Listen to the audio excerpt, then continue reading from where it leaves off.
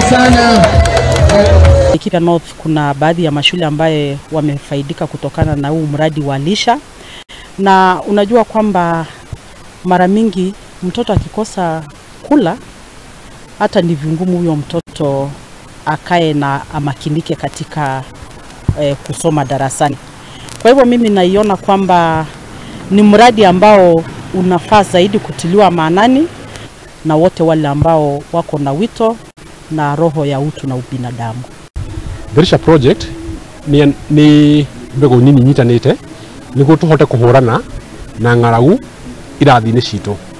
Ng'aragu nigo miri irathi nyingi muno most of the schools, na nikio trokite hamwe tukanyitana niguo tuhote gu support ciana citu through kumahe irio cia kuria. Na koraga most of the time ciana iria turafeed ri cimete from very poor background, na turagethia kurwa na ng'aragu niguo tuhote kuiga ciana ici cukuru cihote go proceed to the next levels, cihote go proceed to high school na to universities, na niguo chances ciao cia succeed maisha-ini ri cikorwo ci very high.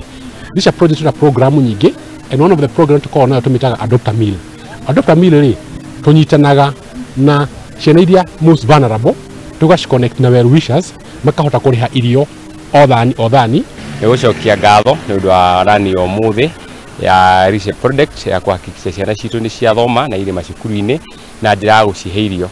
Wanafunzi wengi hasa eneo hili la Majengo na Liki hapa na Nyuki Laikipia County, unapata wanaenda darasani bila kupata chakula, na hilo ni swala ambalo tunajaribu kuaddress kama Lisha project.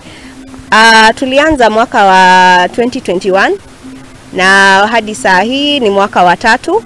Kila mwaka tuna hii run, kama leo 20th April tumekuwa na our 3rd annual run. Sababu ya sisi kufanya hii annual run ni tuweze kukusanya pesa, kufundraise, na pia tupate create awareness, watu waweze kujua kwamba kuna hili swala la njaa na tupate msaada kwa watu wa community.